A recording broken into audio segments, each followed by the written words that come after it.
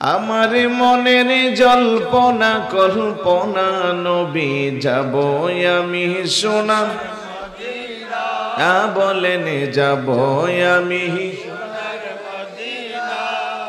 Medina যাইতে মন চাইতো সবার বলেন আমার মনের জল্পনা কল্পনা নবী যাব আমি সোনার মদিনা পিছনে জুড়ে যাব আমি হাই হাই যাব আমি সোনার মদিনা বলেন যাব আমি সোনার মদিনা না গো যাব আমি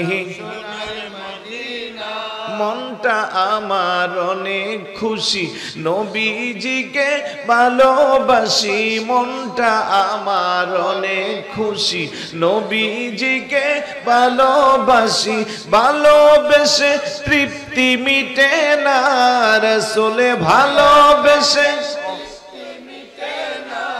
না গো যাব আমি সোনার রাসূলে যাব আমি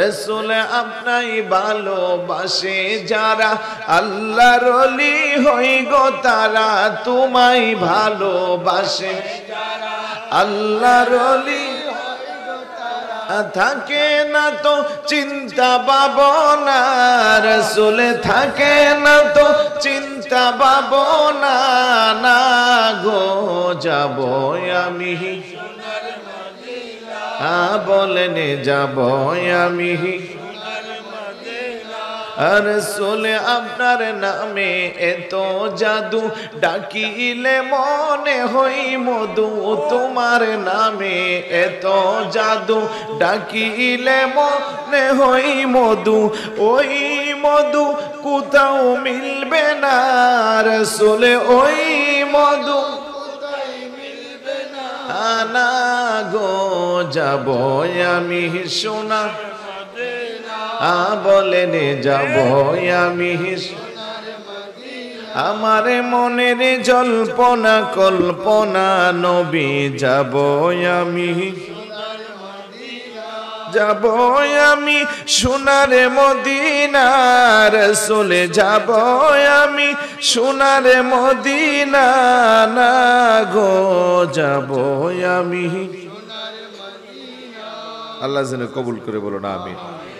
প্রিয় উপস্থিতি আপনাদের এই মাহফিলের বয়স 21তম আলহামদুলিল্লাহ বলবেন না আজকে শেষ হলে 21 শেষ হয়ে যাবে যদি আল্লাহ পাক হায়াত দান করে আগামী বছর 22তম হবে তবে আমাদের বিশ্বাস এভাবে চলতে চলতে একটা সময় 121তম হবে ততদিন হয়তো আমরা কেউ থাকবো না তবে এই মাহফিলটা চাইলে আমাদের নাজাতের কারণ হতে পারে কথা বলেন ঠিক কি না তাই যাদের কানে আমার মাইকের আওয়াজটুকুন যাচ্ছে যারা এখনো বাসা বাড়িতে টেলিভিশনের সামনে মোবাইল ফেসবুক ইন্টারনেটে আছেন বিশেষ করে যুবক ভাইয়েরা আপনাদের খেদমতে আরজ কিছু সময়ের জন্য আজকের এই আল্লামা গাজী শেরেবাংলা রহমতুল্লাহ আলাইহি স্মৃতি সংসদের ব্যবস্থাপনার মাহফিলে বসেন আসেন এমন হতে পারে আপনার আমার একটু বসার কারণে আমাদের চতুর্পাশে যে কবরবাসীরা শুয়ে আছেন যাদের খোঁজ খবর আমরা নিতে পারি না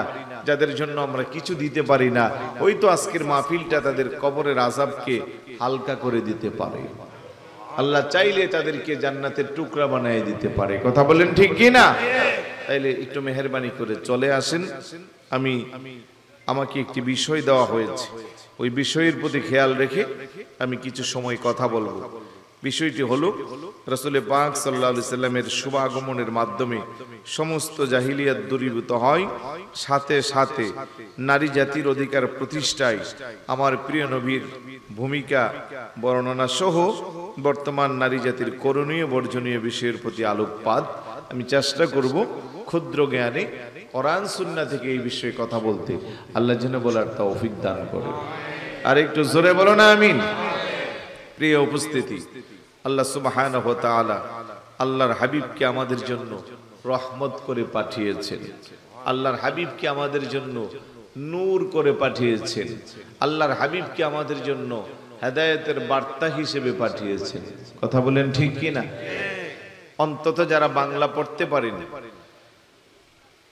যারা বিভিন্ন ইতিহাস পড়েছেন, স্কুল কলেজ ইউনিভার্সিটিতে পড়েছেন, আপনারা জানেন রাসূল পাক সাল্লাল্লাহু আলাইহি ওয়াসাল্লাম দুনিয়াতে আসার পূর্বে যে যুগ ছিল, ওই যুগের নাম ইতিহাসের ভাষায় বলা হয় আইয়ামে জাহিলিয়া। বলেন না, আইয়ামে জাহিলিয়া।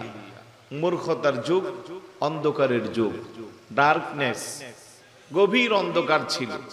আর কেন? গোত্রে গোত্রে যুদ্ধ, বিগ্রহ, মারামারি, কাটাকাটি, খুন খারাপি, রাহাজারি এগুলো লেগে থাকতো। কন্যা সন্তান জন্মগ্রহণ করলে পরে গলায় টিপে টিপে মাটির নিচে তাকে দাফন করা হতো। আউযুবিল্লাহ বলবেন না। যেই সমাজের মানুষের কাজকর্মের তুলনা কম্পেয়ার করা হতো পশুর সাথে, অথচ মানব জাতি সৃষ্টির সেরা। একজন ইতিহাস বেত্তা, ঐতিহাসিক আমির আলী, ইতিহাসের ছাত্র যারা তারা পড়বেন, ঐতিহাসিক আমির আলী বলে তার বাসায় গোটা বিশ্ব যখন অশান্তির দাবানলে দাউ দাউ করে জ্বলছিল, অন্যায় অসত্য আর কদরের কালেমায় যখন গোটা বিশ্ব জগৎ ছেয়ে গিয়েছিল, যেই সময়ে মানুষ তাদের মনুষ্যত্ব বিলুপ্ত করে মানুষ পশুর কাজের সাথে মিশে গিয়েছিল, অন্ধকার আচ্ছন্ন যুগ যখন মানুষকে আচ্ছাদিত করেছিল, ঠিক ওই মুহূর্তে আল্লাহ সুবহানাহু ওয়া তাআলা আল্লাহর প্রিয় হাবিবকে গোটা পৃথিবীবাসীর জন্য হেদায়েতের আলোকবর্তিকা হিসেবে দুজাহানের নবীকে রহমত করে জমিনে পাঠিয়েছে। বড় করে বলি সুবহানাল্লাহ। আর একটু জোরে বলি সুবহানাল্লাহ। এই জন্য আমি যে আয়াত তেলাওয়াত করেছি 4 নম্বর পারা হিফজুল কোরআনের 10 নম্বর পৃষ্ঠা সূরা আলে ইমরানের 164 নম্বর আয়াত, আল্লাহ বলেন লাকাদ মান্নাল্লাহু আলাল মুমিনিনা ইয বা'আসা ফীহিম রাসূলাম মিন আনফুসিহিম ইয়াতলু আলাইহিম আয়াতিহি ওয়া ইউযাক্কিহিম ويعلمهم الكتاب والحكمة وإن كانوا من قبل لفي ضلال مبين। চিৎকার করে বলি সুবহানাল্লাহ। আল্লাহ লাকাদ মান্নাল্লাহ, অবশ্যই অবশ্যই আমি আল্লাহ দয়া করেছি, অনুগ্রহ করেছি, আলাল মুমিনিন, মুমিনদের প্রতি আমি আল্লাহ দয়া করেছি। আমার বোয়ালখালীর ভাইয়েরা বাবারা, আমি জানতে চাই চতুর্দিকে আল্লাহর দয়া আছে না নাই? একটু জোরে বলুন, আছে না নাই? কম না বেশি? অনেক বেশি। যেদিকে তাকায় সেদিকে শুধু আল্লাহর দয়া আর দয়া। এত বেশি দয়া, এত বেশি নিয়ামত। আল্লাহ বলে ওয়া ইন তাউদ্দু নি'মাতাল্লাহি লা তুহসুহা। বান্দারে, আমি এত বেশি নিয়ামত তোদেরকে দান করেছি, আমার নিয়ামত কখনো গনে গনে শেষ করা যাবে না। চিৎকার করে বলি সুবহানাল্লাহ। যে আল্লাহ আপনারে আমার এত বেশি নিয়ামত দিল, যেই নিয়ামত গনে শেষ করা যাবে না, ওই আল্লাহ বলে লাকাদ মান্নাল্লাহ, রে বান্দা আমি তোর জন্য স্পেশাল দয়া করেছি, অনুগ্রহ দিয়েছি। আল্লাহ আপনি কারে দিয়েছেন? আল্লাহ কো আলাল মুমিনিন, যারা মুমিন তাদেরকে। আমি জানতে চাই আজকের মাহফিলে আমরা যারা বসছি, আমাদের ঈমান আছে না নাই? পিছনের ভাইরা জবান খুলুন, আছে না নাই? কম না বেশি? তার মানে ঈমানদার যারা তাদেরকে আল্লাহ বলতেছেন, মুমিন যারা তাদেরকে আল্লাহ বলে আমি দয়া করছি। আল্লাহ আপনি কেমনে দয়া করলেন? আমি তোমাদের কাছে আমার রাসূলকে পাঠাইছি। আল্লাহু আকবার বলবেন না?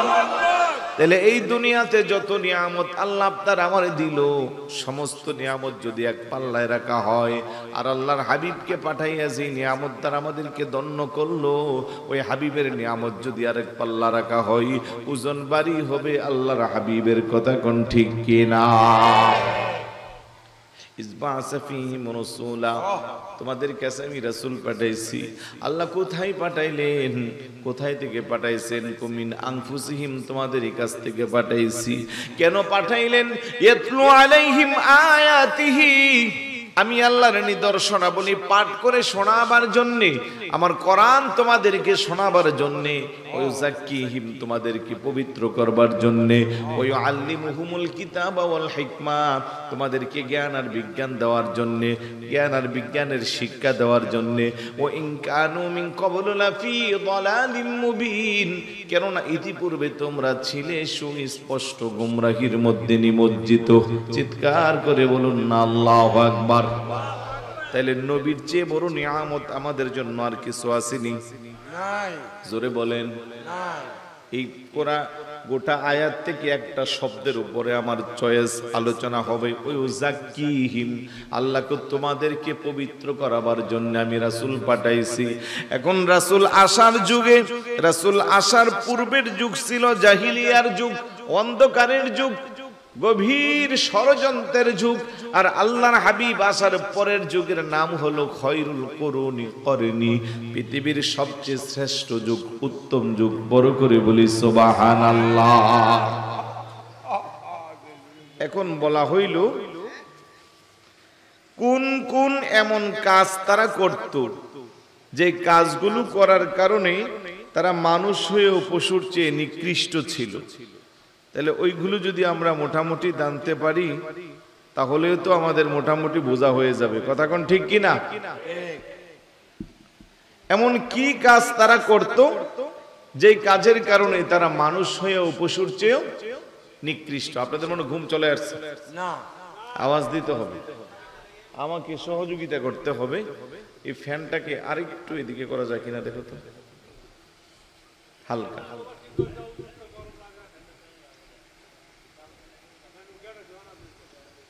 ঠিক আছে, মনোযোগ আসেনি আপনাদের? আমাকে বিষয় দিয়েছে, আমি বিষয় ভিত্তিক কথা বলতে পছন্দ করি এবং আমি চেষ্টা করব বিষয়ের বাইরে একটা কথাও না বলতে। কিন্তু আপনারা যদি আমাকে জবান দিয়ে সহযোগিতা করেন তাহলে আমার কথা বলতে সুবিধা হবে। ঘুমায়া গেলে আপনাদের পাশাপাশি আমার ঘুম আসবে। আমি খুবই টায়ার্ড। আর গতকাল না, এর আগের দিন আমি মাহফিল অলরেডি ক্যান্সেলই করে দিয়েছিলাম। গতকালও অ্যাটেন্ড করেছি, 1 ঘন্টা কথা বলছি, তাও কথা গলা দিয়ে আসতো না। আলহামদুলিল্লাহ আজকে হুজুর কেবলার পরানো পানি পড়া খেয়েছি, হুজুর কেবলার প্লেটের অবশিষ্ট খাবারগুলো খেয়েছি, আরো দোয়া নিয়েছি। মোটামুটি নিজের কাছে ভালো লাগতেছে, মনে হচ্ছে যে একটু কথা বলতে পারতেছি। আলহামদুলিল্লাহ বলবেন না? আজকে দীর্ঘ সময় হুজুরের খেদমত করার কিছুটা সময় পেয়েছি। তো যাই হোক, চেষ্টা করব বিষয়টাকে সামনে নিয়ে কথা বলতে। কিন্তু পয়েন্টগুলো যদি না বুঝেন আর ঘুমান তাইলে হবে না। আমার পয়েন্ট কি, যে জাহিলি যুগের সবকিছু দূরীভূত করে হুজুরের আগমনের কারণে মানুষগুলো সোনালী যুগের সোনালী মানুষে রূপান্তরিত হয়েছিল। নিশ্চয়ই আগের মানুষগুলোর মধ্যে এমন কিছু বদগুণ ছিল যার কারণে ওরা মানুষ হয়েও পশুর চেয়ে নিকৃষ্ট হয়েছিল। পরবর্তীতে হুজুর আসার কারণে তাদের সেই বদ অভ্যাসগুলো দূরীভূত করে তারা যুগের শ্রেষ্ঠ মানুষে রূপান্তরিত হয়েছে। সুবহানাল্লাহ। আর একটু জোরে বলুন না সুবহানাল্লাহ। এলে ইতিহাসবিদ যারা আছেন তারা তার মধ্যে কিছু ফাইন্ড আউট করেছে।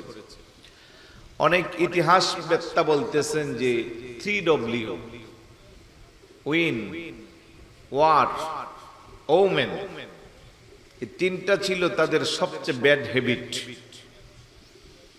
তারা বেশি বেশি শরাব পান করত।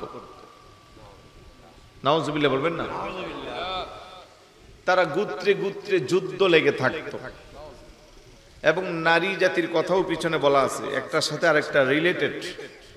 এবং নারী জাতিকে তারা ভোগের সামগ্রী হিসেবে বাজারের শস্য পণ্যের মতো ব্যবহার করত। এত আজ থেকে নাউজুবিল্লাহ, পিছনে বাইরে জোরে বলুন না নাউজুবিল্লাহ। আরেকটা তাদের সবচেয়ে গুরুত্বপূর্ণ বেশি ছিল, তাদের সমাজ ব্যবস্থা চলতো সুদ ভিত্তিক। এই চারটা গুণ তাদের মধ্যে খুব বেশি ছিল বিদায় ওরা মানুষ হয়েও অমানুষ হিসেবে ছিল। তাদেরকে পশুর সাথে তুলনা করা হতো, তাদের যুগটাকে আইয়ামে জাহিলিয়া বলা হতো। যখন আল্লাহর হাবিব রাহমাতুল লিল আলামিন আলোকবর্তিকা হিসেবে, হেদায়েতের নূর হিসেবে আল্লাহ দুনিয়াতে পাঠাইলো, আল্লাহ বলেন কদ জাআকুম মিনাল্লাহি নূরুন ওয়া কিতাবুম মুবিন। অবশ্যই অবশ্যই আমি আল্লাহর পক্ষ থেকে তোমাদের কাছে এসেছে একটা নূর আর একটা কিতাব। কিতাব দ্বারা কিতাবুল্লাহ, আল্লাহর কোরআন। নূর দ্বারা আল্লাহ কি বোঝাইলেন? পৃথিবীর প্রায় 37টা তাফসীরের মধ্যে এসেছে নূরুন ইয়ানি মুহাম্মদ মুস্তাফা সাল্লাল্লাহু আলাইহি ওয়াসাল্লাম আল্লাযী। ঠিক আছে, ঠিক আছে, একটু দরুদ শরীফ পড়ি। আল্লাহুম্মা সাল্লি আলা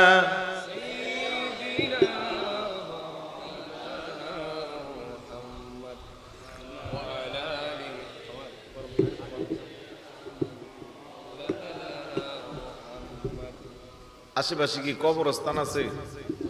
কোন দিকে? তাহলে ঠিকই আছে। আমি মাহফিল করতেছি কবরস্থানের সামনে। কবরস্থানে যারা শুয়ে আছে তাদের কি আওয়াজ আছে? নাই। আপনাদেরও আওয়াজ নাই। আপনারা কি এখন কবরে আছেন না জমিনে আছেন? বলেন না, আপনারা কি কবরে আছেন না জমিনে আছেন? আপনারা কি কবরবাসীর মতো মুর্দা না জিন্দা? এখন বলেন যে আওয়াজ কি কবরবাসীর মতো হচ্ছে না জিন্দার মতো? একটু জিন্দার মতো আওয়াজ দিয়ে মুহাব্বতে পড়েন আল্লাহুম্মা সাল্লি আলা সাইয়্যিদিনা মাওলানা মুহাম্মদ ওয়া আলা আলি সাইয়্যিদিনা মাওলানা রাহমাতাল লিল আলামিন নবীজি রহমতের খজিনা যার কদমের ধুলি লেগে এসেরে হইল মদিনা। আল্লাহুম্মা সাল্লি আলা সাইয়্যিদিনা মুহাম্মদ ওয়া আলা আলি সাইয়্যিদিনা। মনোযোগ আসেনি? আল্লাহ কো আমি আল্লাহর পক্ষ থেকে তোমাদের কাছে এসেছে মিনাল্লাহি নূরু ওয়া কিতাবুম মুবিন। একটা হলো নূর, আরেকটা কিতাব। কিতাব দ্বারা কিতাবুল্লাহ, আল্লাহর কোরআন। সব তাফসীরের একই কথা। নূর দ্বারা কি বুঝাইলো? 37টা তাফসীরের ভাষায় নূরুন ইয়ানি মুহাম্মদ মুস্তাফা সাল্লাল্লাহু আলাইহি ওয়াসাল্লাম আল্লাযী আনারাল্লাহু বিহিল হাক্কা ওয়া আযহারা বিহিল ইসলাম ওয়া মাহাকা বিহিশ শিরকা। চিৎকার করে বলি সুবহানাল্লাহ। নূর দ্বারা আল্লাহ আল্লাহর প্রিয় হাবিবকে বোঝাচ্ছেন যেই নূর আসার পরে ওই নূরের আলো দ্বারা গোটা পৃথিবীটা আলোকিত হয়েছিল, উদ্ভাসিত হয়েছিল। ওয়াজহারা বিহিল ইসলাম, আর ইসলামটা গোটা পৃথিবীর মানুষের কাছে প্রকাশ পেয়েছিল। সুতরাং ইতিপূর্বে কেউ করত চন্দ্রের পূজা, কেউ করত সূর্যের পূজা, কেউ নিজের বানানো দেবদেবী মূর্তির পূজা করত। আল্লাহর হাবিব এসে যখন মানুষকে কালেমার দাওয়াত দিল, এই সেই সুশীতল ছায়ার নিচে যখন তারা আশ্রয় নিল, এখন চন্দ্রের পূজা, সূর্যের পূজা, দেবদেবী নিজের বানানো মূর্তির পূজা ছেড়ে দিয়ে সবাই এক আল্লাহর কালেমা পড়ে ইমানদার হয়ে হুজুরের কদমে এসে ইসলামের সুশীতল ছায়ার নিচে এসে জাহিলি যুগের মানুষগুলো এখন শ্রেষ্ঠ মানুষে রূপান্তরিত হইল। চিৎকার করে বলে সুবহানাল্লাহ। এই জন্য আল্লাহ কয় যাক্কিহিম, তোমাদেরকে পবিত্র করবার জন্য। একটু পরে কো ইন কানু মিন ক্বাবলু লাফি দালালিম মুবিন, কেননা তোমরা সুস্পষ্ট গোমরাহির মধ্যে ছিলা। ঠিক না? জাহিলি যুগের মানুষগুলো নিজে বানায়া দেবদেবী মূর্তির পূজা করত, নিজে বানায়া চন্দ্রের পূজা, সূর্যের পূজা করত। আহারে সাইয়েদনা আবু বকর সিদ্দিক রাদিয়াল্লাহু তাআলা ছোট মানুষ, হুজুরের ছোটকালের খেলার সাথী, দুইজনের বয়সের পার্থক্য মাত্র 2.5 বছর। হুজুর থেকে আবু বকর সিদ্দিক রাদিয়াল্লাহু তাআলা 2.5 বছরের ছোট, খেলার সাথী। কিন্তু তখনও নবীর নবুয়ত প্রকাশ পাই না। কিন্তু আবু বকর সিদ্দিক রাদিয়াল্লাহু তাআলা, যিনি আল্লাহর প্রিয় হাবিবের বন্ধু হবেন, আল্লাহ ওনারে সব কিছু থেকে মুক্ত রেখেছেন। সুবহানাল্লাহ বলবেন না? মনোযোগ আছে? ছোট মানুষ, ওনার আব্বা গেছে সবচেয়ে বড় মূর্তি যেটা, ওটার কাছে ওদের নিয়ম অনুযায়ী পূজা করার জন্য। আবু বকর সিদ্দিক রাদিয়াল্লাহু তাআলা কখনো যান নাই, গেলেও ওই কাজ করেন। ওই দিন যাওয়ার পরে ওনারে পাঠাইছে, মূর্তির সামনে দাঁড়ায় বলতেছে, আমার বুঝে আসে না, মানুষের নিজের বানানো তুমি কি আসলেও কিছু দিতে পারো? এরকম বলতেছে, আমি খুব পিপাসার্থ, আমাকে একটু পানি দাও তো দেখি। এখন বলেন, মূর্তি কি পানি দিতে পারে? কোনো আওয়াজ নাই। ইন্নী জাইউন ফাআতইমুনি, একটু পরে বলে, আমি ক্ষুধার্ত, আমার একটু খাবার দাও। খাবার দিতে পারে? খাবারও দিচ্ছে না। কিছুক্ষণ চুপ থেকে বলে, আচ্ছা ঠিক আছে, আমার তৃষ্ণা নিবারণের জন্য পানিও দিতে পারলা না, ক্ষুধা নিবারণের জন্য খাবারও দিতে পারলা না, তাহলে অন্তত তুমি তোমার নিজেরে বাঁচাও। নিজেরে বাঁচাও বলে নিচ থেকে বিশাল বড় একটা পাথর নিয়ে এমন জোরে মারলো, তুমি তোমারে বাঁচাও, আমারে পানিও দিতে হবে না, খাবারও দিতে হবে না। মুহূর্তের মধ্যে বিকট আওয়াজে বিশাল বড় মূর্তিটা ভেঙে চুরমার হয়ে গেল। চতুর্দিক থেকে মানুষ দৌড়াদৌড়ি। আল্লাহু আকবার বলবেন না? সাইয়েদনা আবু বকর সিদ্দিক রাদিয়াল্লাহু তাআলা আনহুর আব্বা লজ্জায় মাথা হেঁট হয়ে গেল। সমস্ত লোকদের সামনে সন্তানের কারণে বাপদাদার বিশাল বড় ধর্ম মধ্যে বিশাল বড় চুনকালি লেপন হলো।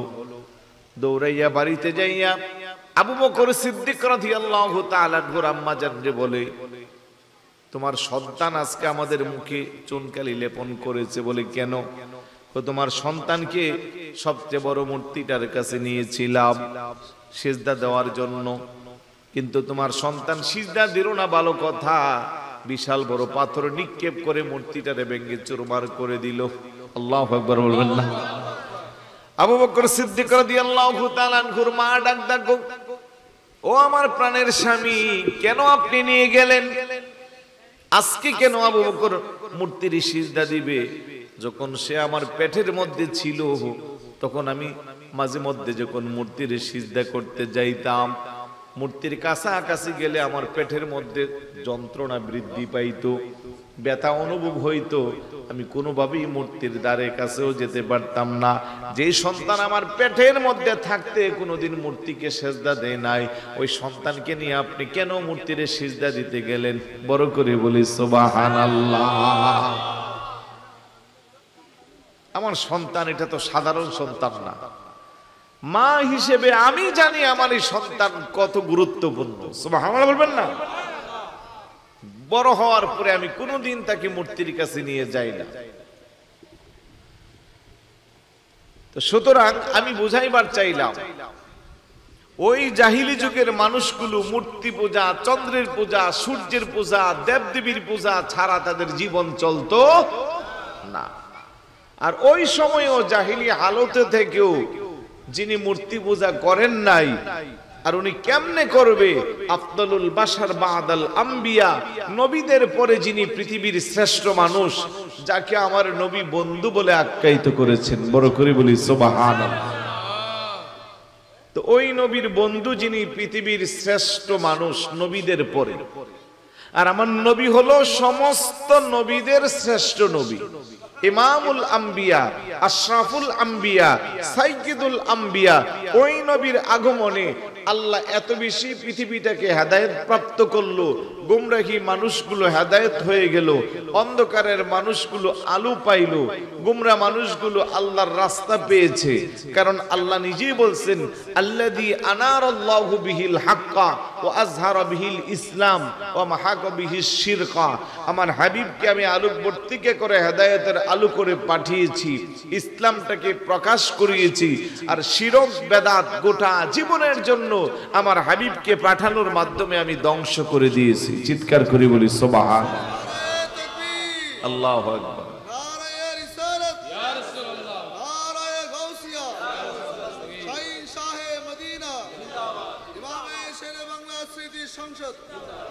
আলহামদুলিল্লাহ বলবেন না? তাইলে ওই জাহিলি যুগের মানুষগুলো রূপান্তরিত হইল, ওই সমাজ ব্যবস্থা চলতো সুদ ভিত্তিক। বলেন কি ভিত্তিক? আওয়াজ ছোট হয়ে যাচ্ছে। এখন যে কথাগুলো বলবো, এই কথাগুলো মনোযোগ দিয়ে শুনলে আমারে আগামী 10 বছর আর দাওয়াত দিবেন না। আমার দাওয়াতের দরকার নাই, কথাগুলো শুনেন, যদি আমলে দিতে পারেন সমাজটা পরিবর্তন হবে ইনশাআল্লাহ। জাহিলি যুগে মানুষ এত বেশি পরিমাণের চক্রবৃদ্ধি হারে সুদের ব্যবস্থা রাখত। সুদ বুঝেননি? আপনাদের এলাকা তো নাই, অন্য জায়গার কথা বলতেছি। আছে নাই? আপনি কি মসজিদের হুজুর নাকি? মাশাআল্লাহ, বেতন বাড়বে আশা করি। উনি সাক্ষী দিচ্ছে সুদ নাই। আসলেও কি সুদ নাই? এই আওয়াজ দেন, আছে না নাই? সুদ নাই এই কথা বলার কোন সুযোগ? শুধু বাংলাদেশ না, বিশ্বের সব জায়গায় সুদ আছে। এখন তো গত 1 বছর যাবত কোন হুজুর সুদের ওয়াজ করে না,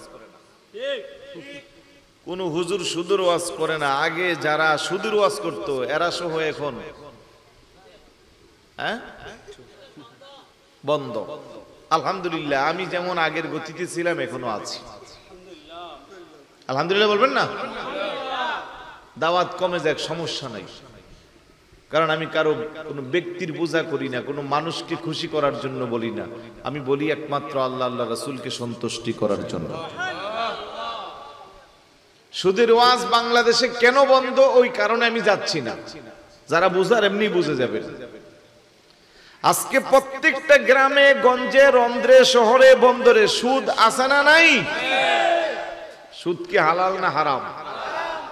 আল্লাহ কোরআনে বলে, আহাল্লাল্লাহুল বাইআ ওয়া হাররামার রিবা।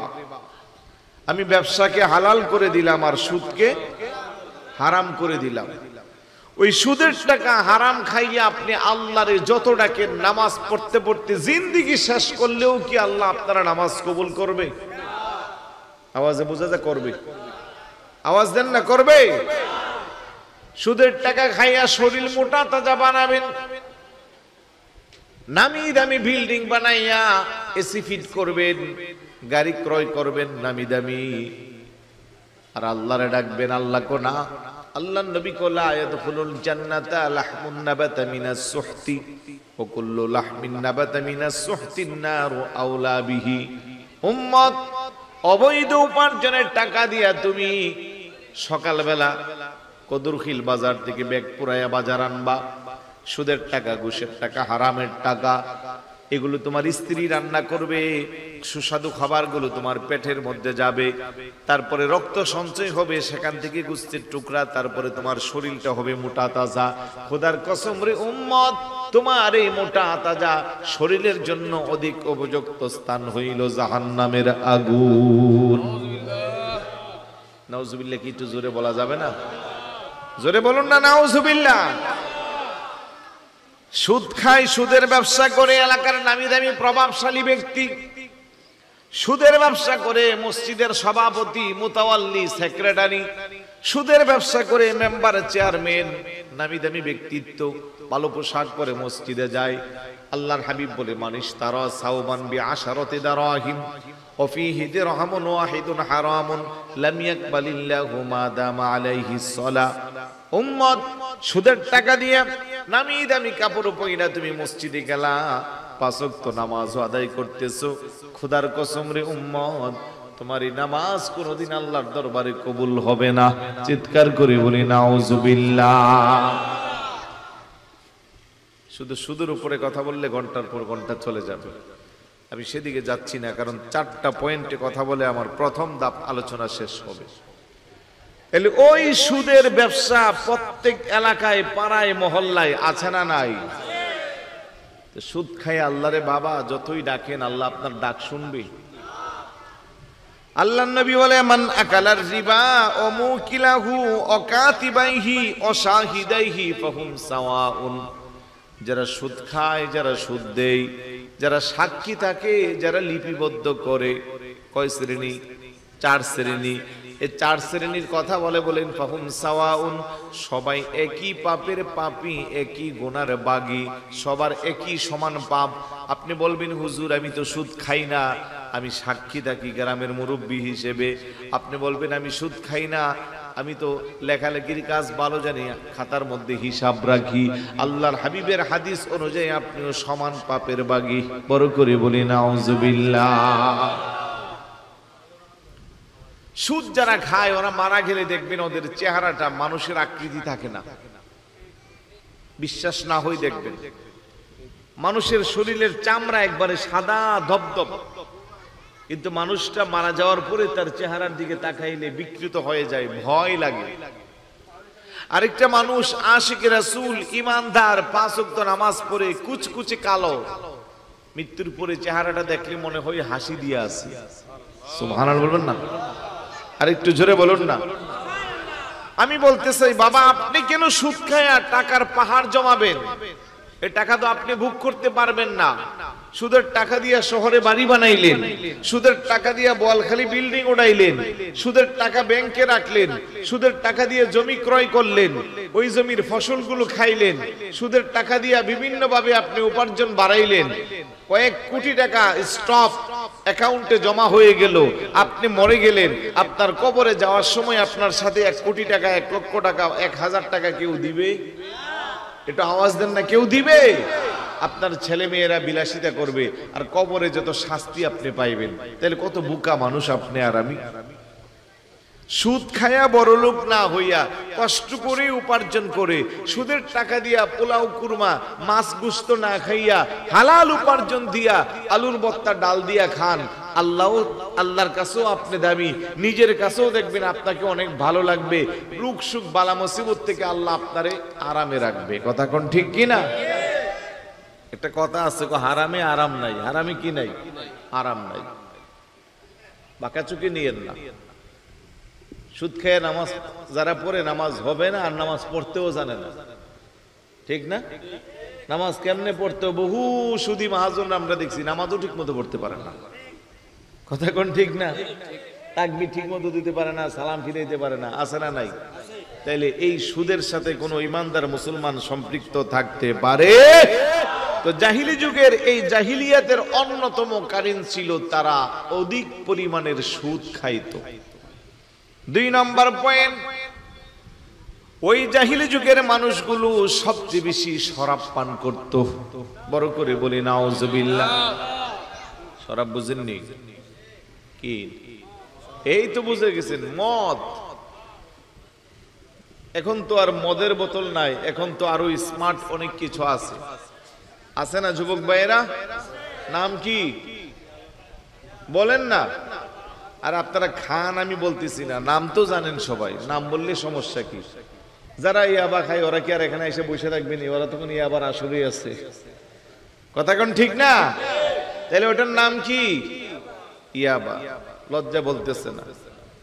আবার শর্ট করে যুবকরা কো বাবা কি বলে, কিছু কিছু এলাকায় বলে আবার ট্যাবলেট বলে না? এক এক এলাকায় এক একটা নাম দিয়া নেশা জাতীয় যত আপনার দ্রব্য আছে, এগুলো যারা সেবন করবে তাদের মস্তিষ্ক নষ্ট হবে, মনুষ্যত্ব বিলুপ্ত হবে।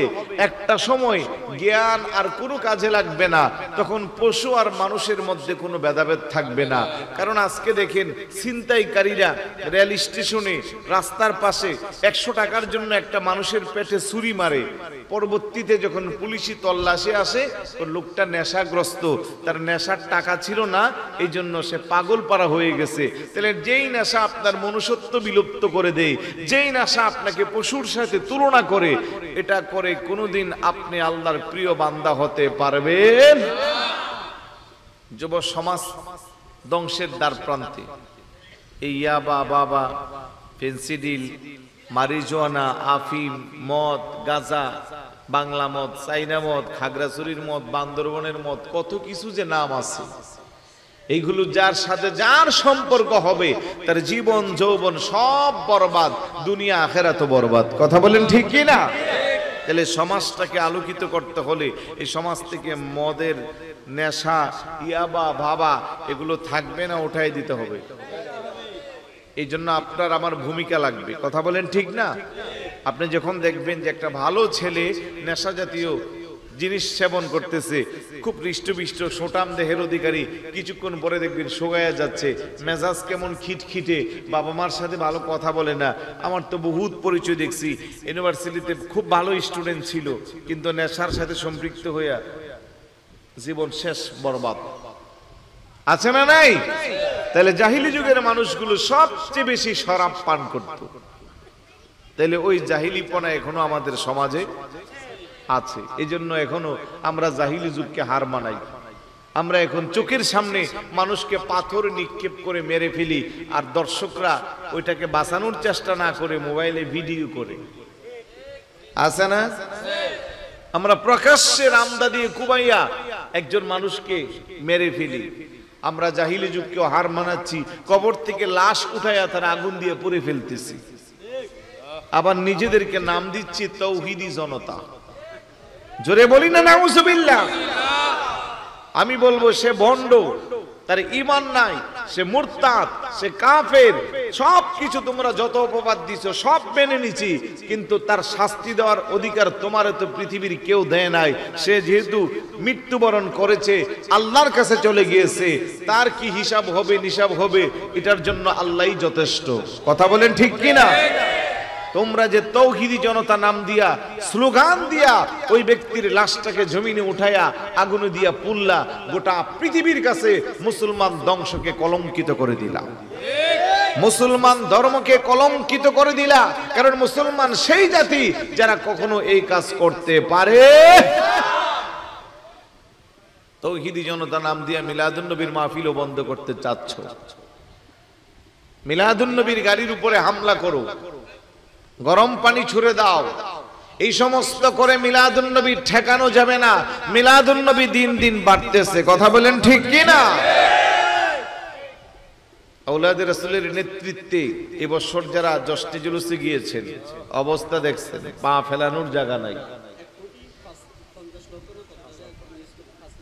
মিডিয়ার ভাষ্য, আমরা যদি বলতাম তাইলে বলতো যে ওরা বাড়ায় বলতেছে। মিডিয়া বলতেছে 1 কোটিরও বেশি, 1,05,00,000। মিডিয়ার তো একটা মেজারমেন্ট থাকে, ওরা তো হেলিকপ্টার দিয়ে টহল দেয় পুরা শহরে। এদিক দিয়ে নতুন ব্রিজ, ওদিক দিয়ে সিটি গেট, ওদিক দিয়া কি বলে আপনার বন্দর, এদিক দিয়া কালুরঘাট ব্রিজ। পা ফালানোর কোনো জায়গা আছে? আরেকটু জোরে বলুন আছে? তো তোমরা ফতুয়াবাজি কইরা কি লাভ? যতদিন দিন মানুষ পারতেছে, এখন দেখতেছি তোমাদের মাথা নষ্ট হয়ে যাচ্ছে, আরো বেশি নষ্ট হবে। মিলাদুন নবী বন্ধ হবে না, মিলাদুন নবী বাড়বে। আলহামদুলিল্লাহ বলবেন না? আর তোমরা জ্বলতে থাকো, তোমরা জ্বলো বেশি বেশি করে, তোমরা জ্বলবাই। কারণ মিলাদুন নবীর জশ্নে জুলুসের মধ্যে ইয়া রাসূলুল্লাহ স্লোগানে যখন মুখরিত হয়ে যায়, তখন ওই বাতিলদের হৃদয়ে আগুন লেগে যায়। আমরা কি মিলাদুন নবী তাদের কথা বন্ধ করব? অনেকে আবার দেখতেছি মাঝে মধ্যে উল্টাপাল্টা বক্তব্য দেয়, পরে আবার মিলাদুন নবীর পক্ষেও কথা বলতেছে। আল্লাহ হেদায়েত দান করুক। জোরে বলো না আমিন। যে কথা বলছিলাম, এত বেশি পরিমাণের তারা শরাব পান করত। শরাব পান করলে মানুষের অস্তিত্ব, মস্তিষ্ক বিকৃত হয়ে যা। মাঝে মধ্যে যারা এলাকার মওদুদি আছে, কি আছে আপনাদের চট্টগ্রামের ভাষা, যারা মদ খায় ওদেরকে কি বলে? আমাদের এদিকে মওদুদি মানে আরেকটা, কিন্তু আপনাদের চট্টগ্রামে যারা বেশি মদ খায়, শরাব পান করে, তাদেরকে মওদুদি বলে। তো এই দেখবেন মদ খায়া যখন সে বাড়িতে আসে, দেখবেন তার সম্বোধন ঠিক থাকে না। মুরব্বীদের কথা আর কি, স্ত্রীরে উল্টাপাল্টা সম্বোধন করে, আছে না নাই? তো ওই জাহিলি যুগের মানুষগুলো যখন অধিক পরিমাণের শরাব পান করত, মস্তিষ্ক বিকৃতি হয়ে যেত, তখন তারা যে কোনো অপরাধ নিজের মতো করে করতো, বড় করে বলি নাউজুবিল্লাহ। এখনো আমাদের সমাজে সেই শরাব আর নেশা জাতীয় দ্রব্য করে অনেক মানুষ ধ্বংস হয়ে যাচ্ছে। 3 নাম্বার, তারা গোত্রে গোত্রে যুদ্ধ করত, এত বেশি পরিমাণের যুদ্ধ করত, সারা বছর তারা যুদ্ধের মধ্যে লেগে থাকতো। যেই জাতি যুদ্ধ করে সেই জাতি কখনো ডেভেলপ হতে পারে না। দুইটা রাষ্ট্র যখন যুদ্ধ লেগে যায়, একটা হারে আরেকটা জিতে। আমরা হারলে মনে করি সে শেষ, আর জিতলে মনে করি সে জিতে গেছে। না, যে জিতে সেও তার ডেভেলপের 250 বছরের পিছনে পড়ে যা, আর যে হেরে যা সে 500 বছরের পিছনে পড়ে যা। সুতরাং যে জাতি যুদ্ধের মধ্যে নিমজ্জিত থাকে তারা কোনোদিন ডেভেলপ হতে পারে না। ঠিক জাহিলি যুগের মানুষগুলো গোত্রে গোত্রে শুধু যুদ্ধ লেগেই থাকতো।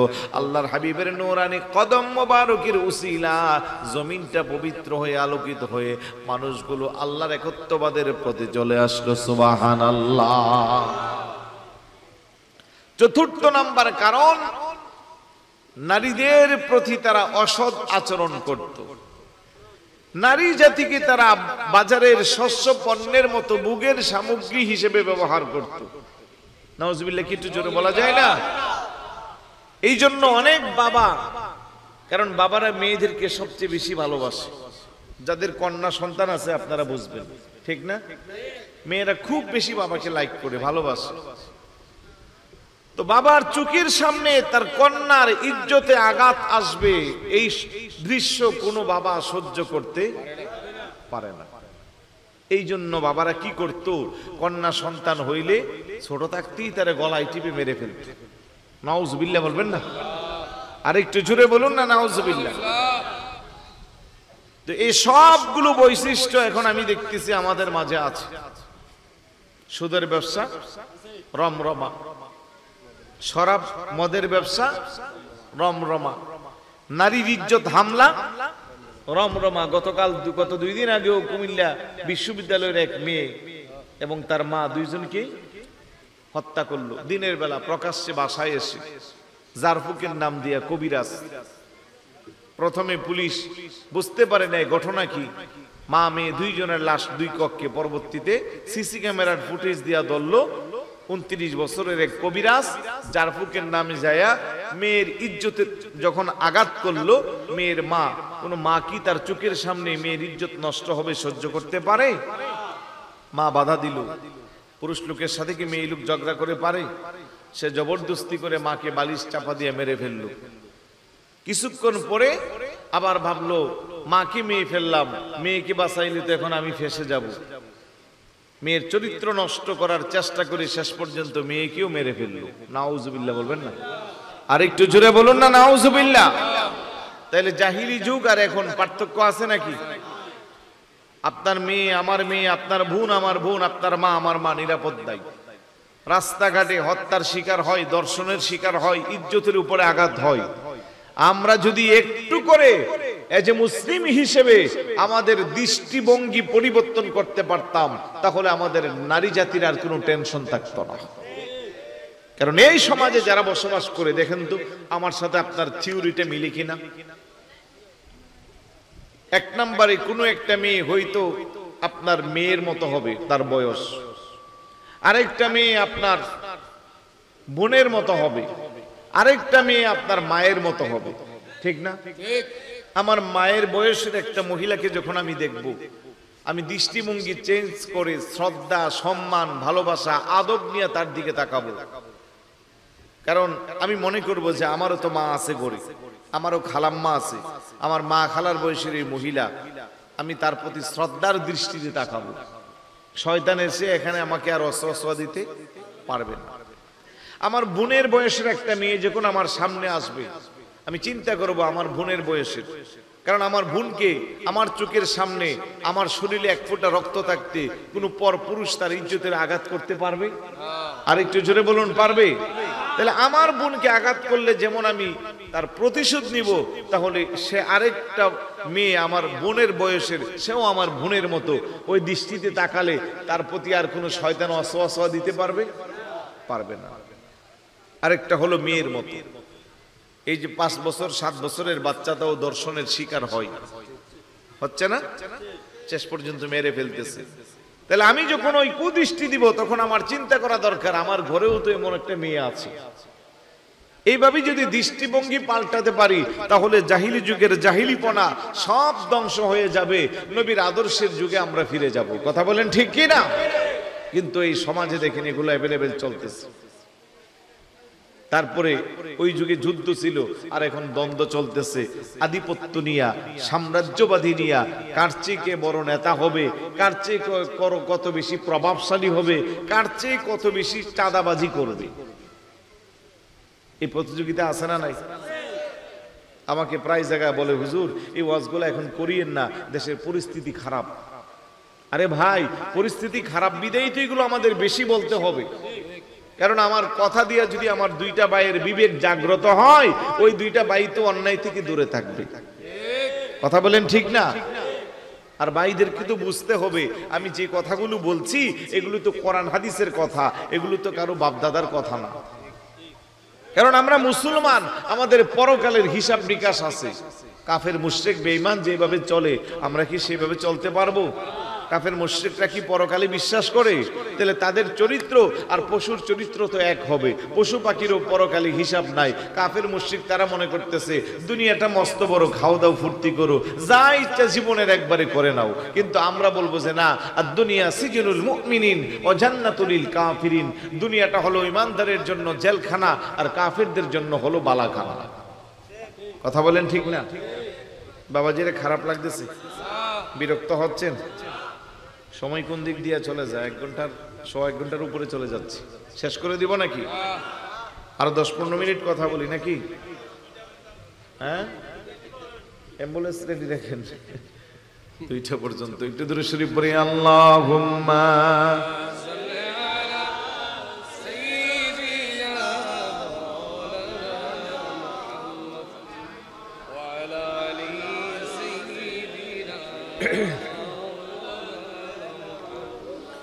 এই দুনিয়া পরে রবে, আমিরা একদিন থাকিব না, সবাই মোদের ভুলে যাবে, নবীজি আপনি ভুলবেন না।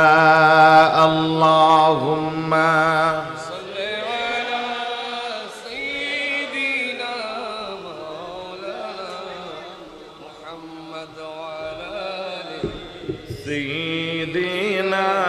খাওয়ার জন্য ঠান্ডা লাস্ট কবে খেয়েছি নিজেরও মনে নাই, এগুলো আপনারা খেয়ে ফেলেন। এমনি গলা দিয়ে কথা আসে না, উনি আবার ঠান্ডা আনছি ফ্রিজ থেকে। মহাব্বত কারে বলে? যাক, আল্লাহ ভাইয়ের মহাব্বতকে কবুল করুক, বলো না আমিন। আরেকটু জোরে বলো না আমিন। তাইলে জাহিলিপনা আর বর্তমান সমাজের এই যে মনে করেন পাথর দিয়া মানুষ জাহিলি যুগে মারত, ঠিক না? এখন আমরা সেই ঐতিহ্যে ফিরে গেলাম। প্রকাশ্যে দিবালোকে মব সৃষ্টি করে একজন ভালো মানুষকে ফাঁসায় মেরে ফেললাম। এগুলো জাহিলি যুগের ইতিহাস। সভ্য জাতি, আদর্শবান ব্যক্তি কখনো এই জাহিলিপনার মধ্যে ফিরে যেতে পারে? আমি চিন্তা করি এত পরিমাণের মাহফিল বাংলাদেশে, বাংলাদেশ না, বাংলাদেশ, ইন্ডিয়া, পাকিস্তান, 3টা কান্ট্রিতে বলা চলে। ইন্ডিয়াতেও প্রচুর মাহফিল হয়। সভাপতি সাহেব বলছে, উনি জানে আমি যদি শিডিউল দিই একটা না 3 মাস দিতে পারবো ইন্ডিয়া, কিন্তু লাস্ট কয়েক বছর যাচ্ছি না। বাংলাদেশের প্রোগ্রাম করেই শেষ করা যায় না। তারপরে মিডল ইস্টের অনেকগুলো কান্ট্রিতে চাই। গত 2 বছর আগে রবিউল আউয়াল মাসে গেলাম, ওমানে 17 দিন ছিলাম, প্রায় 33টা প্রোগ্রাম করছি। দেশের 32-35টার মতো কাটছি। এগুলা নিয়ে অনেক ঝামেলা। পরে ভাবলাম যে না, আগে দেশেই থাকি, বাইরে যাওয়া দরকার নাই। কথাগুলো বলার উদ্দেশ্য হলো এত পরিমাণের মাহফিল, এক মাহফিল থেকে আরেক মাহফিলের আওয়াজ আসে, প্রতিদিন মাহফিল হয়, প্রত্যেক দিন আলেম ওলামারা বিষয়ভিত্তিক কোরআন হাদিসের জ্ঞান আপনাকে আমাকে শোনাচ্ছে, জানাচ্ছে, বাট আমাদের পরিবর্তন হচ্ছে না। কথা বলেন ঠিক না? একজন আলেমও তো নামাজ না পড়ে নেই, ওয়াজ কেউ করে? সবার একটাই কথা, নামাজ পড়েন, নামাজ পড়েন, কিন্তু মসজিদ তো মুসল্লি নাই। এত করে বলা হচ্ছে যে সুদ হারাম, সুদ খাইলে আল্লাহ আল্লাহ রাসূল খুশি না, সুদ খাই আল্লাহরে ডাকলে আল্লাহ শুনে না, কিন্তু তারপরেও সুদ কি বন্ধ আছে? তাহলে আমাদের পরিবর্তন কেমনে হবে? আর যদি মাহফিলগুলো না থাকতো, না জানে আমরা কতটাই জঘন্যতম হইতাম। তাহলে হুজুরের শুভ আগমনকে কেন্দ্র করে জাহিলি যুগের জাহিলিপনা সব দূরীভূত হইল। যারা হুজুরকে আঁকড়ে ধরল তারা সৃষ্টির সেরা আশরাফুল মাখলুকাতের গুণে গুণান্বিত হইল। বড় করে বলি সুবহানাল্লাহ। নবীর শ্রেষ্ঠ সাহাবী হযরত আবু বকর সিদ্দিকী ভালোবেসে শুইল পাশে, ভালোবেসে শুইল পাশে, যায়া দেখো মদিনা মদিনা মদিনা, আশিক মুমিনের ঠিকানা। বলেন মদিনা আশিক মুমিনের ঠিকানা। দিদার চেয়ে কাঁদো তুমিরা, দিদার চেয়ে কাঁদো তুমিরা, হও না নবীর দেওয়ানা। মদিনা মদিনা আশিক মুমিনের ঠিকানা। জোরে বলুন না মারহাবা। আর একটু জোরে বলুন মারহাবা। এবার আসুন নারী জাতির অধিকার প্রতিষ্ঠায় আমার প্রিয় নবীর ভূমিকা আছে না নাই? আছে মানে সবটাই আছে। যে নারী জন্মগ্রহণ করলে কন্যা সন্তানকে গলায় টিপে মারা হতো, বাবার সম্পত্তিকে কন্যাকে বঞ্চিত করা হতো, ভোগের সামগ্রী হিসেবে নারীকে ব্যবহার করা হতো, সেই জাহিলি যুগ থেকে সেই নারীকে কি মর্যাদা দিল, আব্বার সম্পদের অধিকার নারীর জন্য রেখে দিল, মার কদমের নিচে সন্তানের জান্নাত দিল। বড় করে বলি সুবহানাল্লাহ। ইসলাম আসার আগে নারীর কোনো ভ্যালু ছিল না। ইসলাম এসে নারীকে এত মর্যাদা দিয়েছে, কিন্তু সেই মুসলমান নারীরা তার মর্যাদা দিচ্ছে? জোরে বলুন, দিচ্ছে? ইসলাম এসে নারীকে মর্যাদা দিয়েছে, সাথে সাথে নামাজ পড়া যেমন ফরজ, রোজা রাখা যেমন ফরজ, সামর্থ্যবানদের হজ যাকাত যেমন ফরজ, ঠিক একইভাবে নারী জাতির পর্দা করাও ফরজ। আল্লাহ বলে أيها النبي قل لأزواجك وبناتك ونساء المؤمنين يدنين عليهن من جلابيبهن ذلك أدنى أن يعرفن فلا يؤذين وكان الله غفورا رحيما। চিৎকার করে বলি সুবহানাল্লাহ। আল্লাহ বলে, হাবিব আমার, দোস্ত আমার, ওগো নবী, কুল আপনি বলে দিন, লি আজওয়াজিকা আপনার স্ত্রীদেরকে, ও বানাতিকা আপনার কন্যাদেরকে, ও নিসাইল মুমিনিন জগতের যত মহিলা আছে মুমিন মহিলা তাদেরকে, ইদনিনা আলাইহিন্না মিন জালাবিবিহিন্না তারা যেন ঢিলা ঢালা পোশাক পরে। সুবহানাল্লাহ। কি পোশাক? ইদনিনার তাফসীর খুলে দেখেন। ঢিলা ঢালা মানে এমন পোশাক যেই পোশাক পরলে পরে কোনো মানুষ নারীর সৌন্দর্য, নারীর বডি স্ট্রাকচার এগুলো দূর থেকে অনুভব করতে পারবে না। আজকে যদি আমার মা বোনেরা হিজাব যথা নিয়মে আদায় করত, বুরখা পর্দা যদি ঠিকভাবে করত, প্রত্যেকটা মা বোনের ইজ্জতের দায়িত্ব হেফাজত করতেন কে? আরেকটু জোরে বলুন। দুঃখজনক হলেও সত্য, দেশের সর্বোচ্চ বিদ্যাপীঠ পাশ্চাত্যের অক্সফোর্ড যাকে বলা হয়, ঢাকা বিশ্ববিদ্যালয়, গতকাল ডাকসুর নির্বাচন হয়েছে। এখানে একজন ভদ্র মহিলা যিনি দায়িত্ব ছিল ঢাকা বিশ্ববিদ্যালয়ের প্রফেসর, ফেসবুকের মধ্যে অনেকে অনেক বাজে মন্তব্য করেছে। এটা কোনো মুসলমান, 92% মুসলমানের কান্ট্রিতে নারী জাতি যদি এই পোশাক পরে, ওই নারীর ইজ্জত রক্ষা করা কারো দ্বারা সম্ভব না। কথা বলেন ঠিক কি না? আজকে সরকার আইন করে নারীকে ইফটিজিং করলে এই হবে সেই হবে, বিভিন্ন আইন বাস্তবায়ন করা হচ্ছে, আইন পাশ করা হচ্ছে, কিন্তু তাতে করে নারীর ইজ্জতের আঘাত কমছে না। দিনে দিন আরো বাড়ছে। কথা কোন ঠিক কিনা? আমি বলবো যতক্ষণ পর্যন্ত দুনিয়ার আইন দিয়ে আপনি অনেক কিছু করেন, কোনো কাজ হবে না। কারণ ১৫০০ বছর পূর্বে আমার আল্লাহ নিজে কোরআনের মধ্যে নারীর ইজ্জতের আইন ঘোষণা করেছে। যতক্ষণ আল্লাহর কোরআনের আইন আপনি না মানবেন ততক্ষণ নারী নিরাপদ না।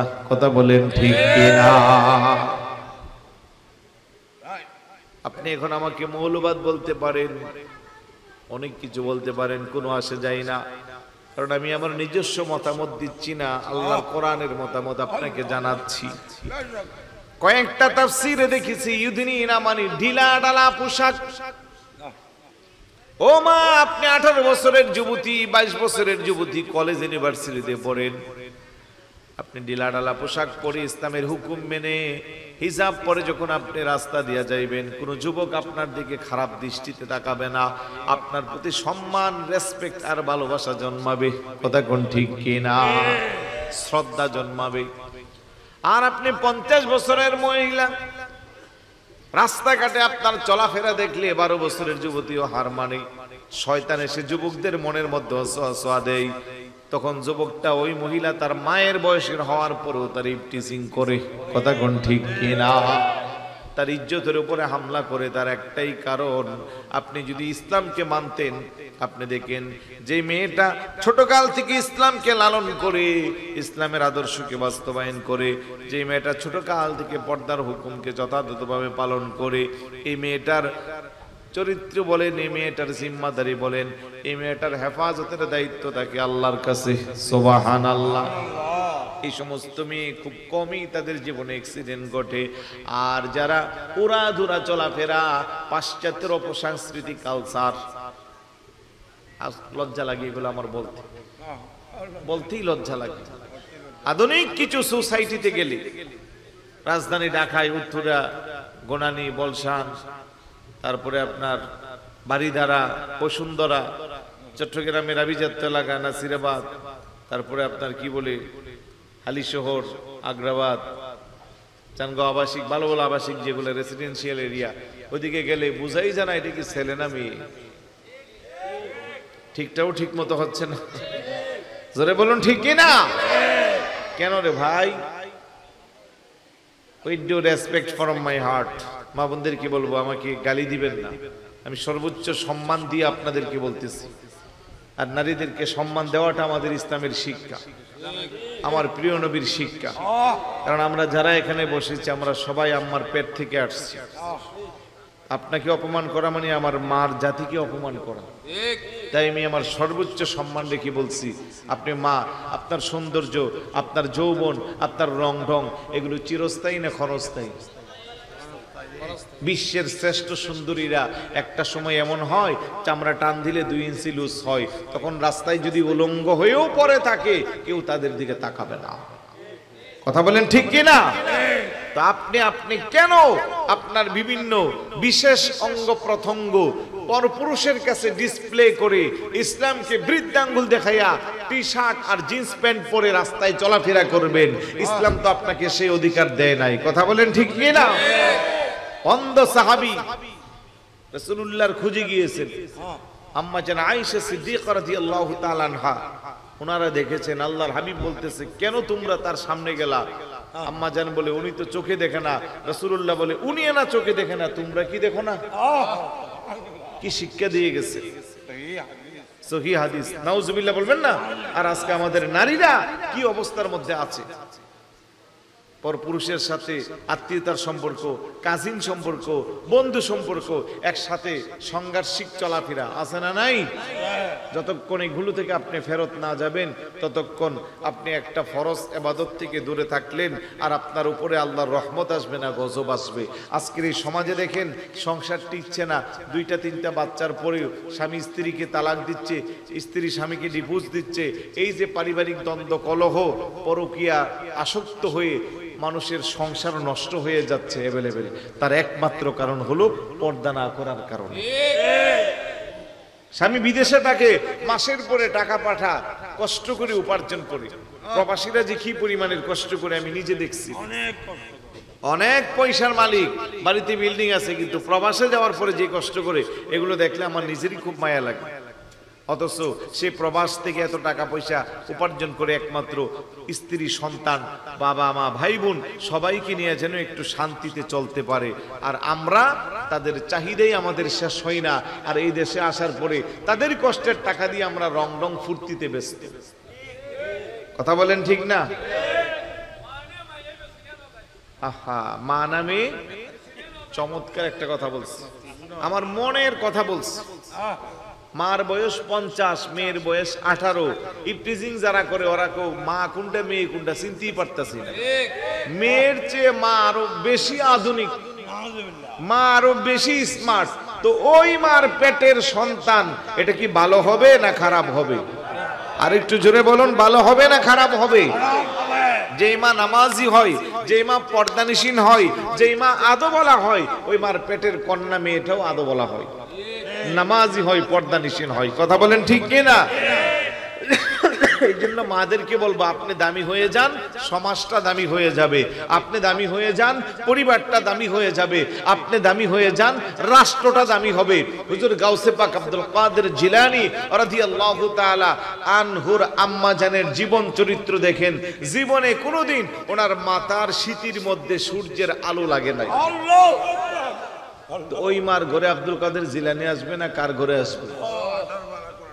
হুজুর গাউসে জামান মুর্শিদ বরহক হাফেজ কারি আল্লামা সৈয়দ মোহাম্মদ তৈয়ব শাহ রহমতুল্লাহি আলাই দাদা হুজুর কেবলা, যিনি আম্মা জানের গর্ভ থেকে অলি হয়ে এসেছিলেন, যিনি মাদারজাত অলি। কথা বলেন ঠিক কি না? হুজুরের আম্মার জীবনী দেখেন কত দামি ছিল। যেই মার যত বেশি, আজকে মঞ্চে যারা বসে আছি আমরা তো ছোট মানুষ, আমার অত্যন্ত মহব্বতের শ্রদ্ধাভাজন আমার হুজুর কেবলার রুহানি সন্তান, গাউসিয়া কমিটির একনিষ্ঠ খাদেম, আপনাদেরই এলাকার কৃতি সন্তান আল্লামা কাজী মোহাম্মদ ওবায়দুল হক হক্কানি মাদ্দাজিল্লুহুল আলী, ওনার মার জীবন চরিত্র খবর নিয়ে দেখেন। মার দোয়াই আজকে এতটুকু। কথা বলেন ঠিক না?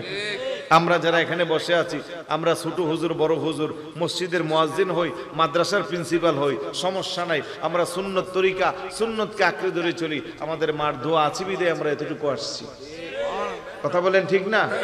তো যেই মার পেটটা যত বেশি দামি হবে, ওই মার পেটের সন্তান তত বেশি দামি হবে। যেই মা পর্দানিসীন হবে, একটা আপনি পাইবেন না যে মা ওরাধুরা চলাফেরা পাশ্চাত্যের অপসংস্কৃতি লালন করছে আর ওই মার পেট থেকে আল্লাহওয়ালা বুজুর্গ হয়েছে, খুব রেয়ার, পাওয়া যাবে না। তবে মা যদি দামি হয়, বাবা যদি দামি হয়, সন্তান দামি বানাবে কে? ভাই খারাপ লাগতেছে? বিরক্ত হচ্ছেন?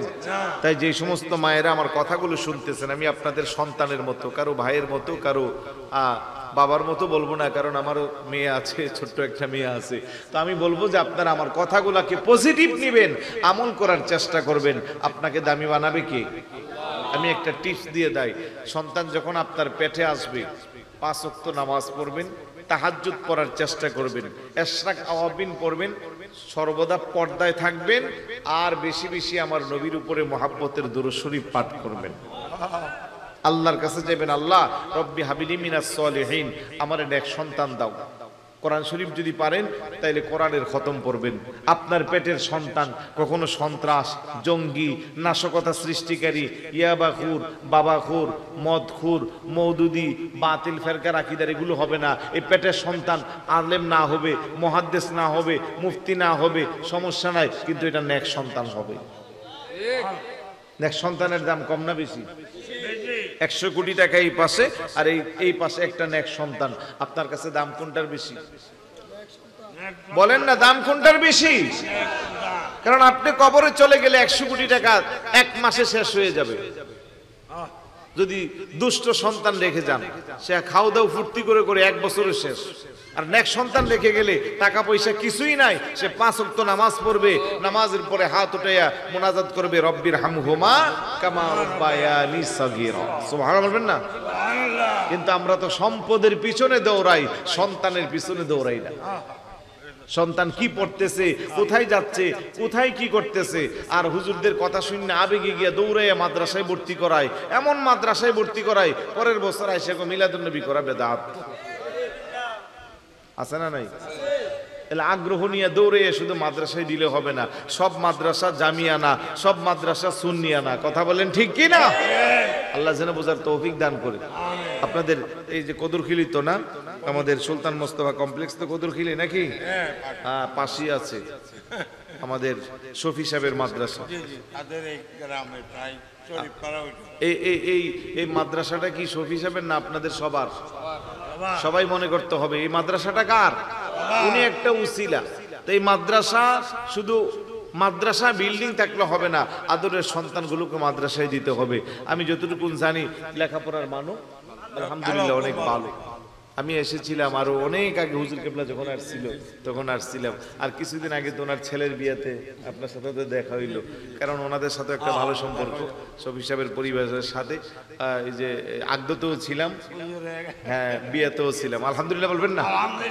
তো এই যে কথা বলছিলাম যে উনিও আমার হুজুর কেবলার অত্যন্ত মহব্বতের সন্তান আলহাজ শফি সাহেব। এই যে একটা প্রতিষ্ঠান হলো, একটা প্রতিষ্ঠান একটা এলাকাকে কত আলোকিত করে, এটার ফলাফল আপনারা পাচ্ছেন না?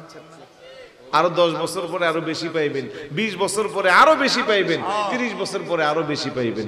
তবে এই প্রতিষ্ঠানে আপনার আদরের সন্তান দিতে হবে। হুজুর আমি তো বুড়া হয়ে গেছি, আমার সন্তান তো বড় হয়ে গেছে, আপনি নাতি দিবেন, ছেলের ঘরের নাতি, মেয়ের ঘরের নাতি। হুজুর এগুলাও নাই, এক একটা এক এক দিকে ছড়িয়ে ছিটিয়ে আছে। আপনি চায়ের দোকানে বসে যখন আড্ডা দেন, তখন আপনার পাশের বন্ধুরে বলবেন, আরে আমার তো ছেলে মেয়ে সব বড় হয়ে গেল, নাতি নাতিও বিভিন্ন প্রতিষ্ঠানে পড়তেছে, বিভিন্ন জায়গায় আছে, তোর তো একটা সুন্দর নাতি আছে 8-10 বছরের বাচ্চা, এটারে মাদ্রাসায় পড়াইয়া দে। সে যদি এই মাদ্রাসায় ভর্তি হয় আপনার কথা শুনে, আর যদি আলেম হয়, হাফেজ হয়, তার আমল নামায় যত সওয়াব হবে, আপনি সুপরামর্শ দেওয়ানে আপনার আমল নামায় তার চেয়ে সমান সওয়াব হবে। করে বলি সুবহানাল্লাহ। পারবেন তো সবাই? পারবেন তো ইনশাআল্লাহ যেন কবুল করে। তাহলে মাদেরকে বলবো, যেই ইসলাম এসে রাসূলের খাতিরে আপনারে আমারে এত মর্যাদা দিল, এখন এই ইসলামকে আমরা যদি আঁকড়ে ধরি, তাহলে আল্লাহ বলে মা আতাকুমুর রাসূলু ফাখুযু ওয়া মা নাহাকুম আনহু ফান্তাহু। আমার রাসূল যা আদেশ করেছে পালনের জন্য তা তোমরা আঁকড়ে ধরো, যা নিষেধ করেছে তা তোমরা বর্জন করো। তাহলে বর্তমান নারী জাতির করণীয় ও বর্জনীয় অনেকগুলা সাইড আছে, আমি অলরেডি অনেকগুলা বলে ফেলছি। মামুনেরা আমাকে বকা দিবে, গালি দিবে, সমস্যা নাই। ঠান্ডা মাথা চিন্তা করলে তাহাজ্জুদের মুসল্লায় আমার জন্য দোয়া করবে। বেশি দূরে না, আপনাদের বাসকালী আমার জন্য তাহাজ্জুদ করে দোয়া করছে, উমরা করে দোয়া করছে এক ভদ্রলোক। কারণ আমি যখন স্বামী স্ত্রীর আলোচনা করছিলাম, ওই মাহফিলে উনি ছিল, ওনার পরিবারটা এমন পর্যায়ে ছিল যে 2-4 দিনের মধ্যে বিচ্ছিন্ন হয়ে যাবে। ওই আলোচনা থেকে উনি যাওয়ার পরে উনি ওনার ভুল বুঝতে পেরে তওবা করে এখন সংসার করে। ওইদিকে মাহফিলে গেলে আমার জবরদস্তি করে যে আমার ঘরে এক কাপ চা খেতেই হবে।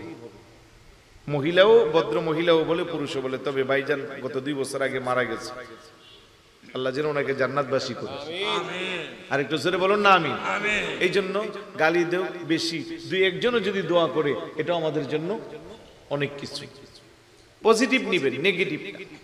আজকে দেখেন এই যে স্বামী স্ত্রীর সংসারে বড় বড় দ্বন্দ্ব, নারীদের বর্জনীয় জিনিসগুলা কি? নারী জাতি সবচেয়ে বেশি জেলাসি ফিল করে। কথা বলেন ঠিক না? সবচেয়ে বেশি আরেকজনের সাথে কম্পেয়ার করে, তুলনা করে, যাতে করে নিজের সংসারে অশান্তি আসে। আচ্ছা ভাই, পাশের বাড়ির ভাবি, ওনার স্বামী মাসে ইনকাম করে 1 লক্ষ টাকা, বোন আপনার স্বামী ইনকাম করে 30,000 টাকা, তাহলে উনি যেইভাবে চলতে পারে আপনি কি সেইভাবে পারবেন? তাহলে আপনি কি এই প্রেশারটা আপনার স্বামীর দিলে আপনার কি ভালো না ক্ষতি? অবশ্যই ক্ষতি। কারণ আপনার মেন্টালি টর্চারে আপনার স্বামী যে কোনো সময় স্ট্রোক করতে পারে, মানসিক প্রেসারে সে বিভিন্ন রোগশোক সৃষ্টি করতে পারে, মানসিক অশান্তির কারণে সে সারাক্ষণ অশান্তির মধ্যে ভোগে। বরং অল্প উপার্জনের মধ্যে আপনি কি করে আরেকজনের সাথে তুলনা না করে, আপনার স্বামীর চেয়ে কম যে উপার্জন করে তার সাথে তুলনা করে, যে আলহামদুলিল্লাহ আমার স্বামী তো এখনো 30,000 টাকা ইনকাম করে, পাশের বাড়ির যে আমার ভাবি আছে ওনার স্বামী তো ইনকাম করে মাসে মাত্র 20,000, 15,000। তাইলে গ্লাসে নিয়ে এখন সুন্দর করে, তাইলে উনি যদি এইটুকুন দিয়া শান্তি পায়, তাহলে আমার তো আরো বেশি শান্তিতে থাকা দরকার। আর আপনি চাইবেন একজনের কাছে চাইলে উনি দিতে পারে। নেককার স্ত্রী হইলে স্বামী রিজিক আল্লাহ ফারাগাত দান করে। জোরে বলুন না সুবহানাল্লাহ। কার কাছে যাইবেন? তাহাজ্জুদের মুসল্লায় সিজদায় পড়ে আল্লাহর কাছে হাত উঠে যদি ফরিয়াদ করেন, আল্লাহ আমার স্বামীকে হালাল পন্থায় উপার্জনের মধ্যে বৃদ্ধি করে দাও, আমার স্বামী রিজিকের মধ্যে তুমি বরকত দাও। আল্লাহ দিতে পারে কি পারে না? হালালে বরকত আছে না নাই? তাহলে একটা কথা শুনেন, মোল্লা জীওয়ান রহমতুল্লাহি আলাইহি আলিম ক্লাসে পড়ানো হয়, ফাজিল ক্লাসে পড়া হয় নুরুল আনোয়ার, কঠিন একটা কিতাব। এই কিতাবের যিনি রাইটার, লেখক, ওনার নাম কি? মোল্লা জীওয়ান রহমতুল্লাহ আলাইহি। তবে উনি খুব সাদা সিধা মানুষ ছিলেন, এতটাই সাদা সিধা ছিলেন, ছাত্ররা একদিন বলতেছে, হুজুর আপনার স্ত্রী তো বিধবা হয়ে গেছে। আপনার স্ত্রী? উনি ওইখানে চোখ কান্না টান্না করে দোয়া করতেছে, আল্লাহ যেন ওনারে সুখ শান্তি দিন। আচ্ছা, স্ত্রী বিধবা হয় কখন? স্বামী। তাইলে উনি কি মারা না জিন্দা? এটা মানে ওনার সরলতাটা কতটুকু। তো উনি এমন প্রকৃতির সরল ছিলেন, কিন্তু কেমন বিজ্ঞ আলেম, কেমন কিতাব লিখে গেছেন, আল্লাহু আকবার বলবেন না? অনেক অনেক কিতাব। এবং ওনার মেয়ে যখন বিবাহর উপযুক্ত হইল, টাকা পয়সা নাই, কোন রকমে চলে, মেয়ে শাদী দিতে গেলে টাকা পয়সা খরচ আছে না নাই? তবে বাজান, আপনাদের চট্টগ্রামের মতো এই কালচার বিশ্বের কোথাও নাই। কথা কোন ঠিক না? চট্টগ্রামে যদি কারো 3টা মেয়ে হয়, পরপর ওই লোকটা এমনি অর্ধেক মারা যায়। কথা কোন?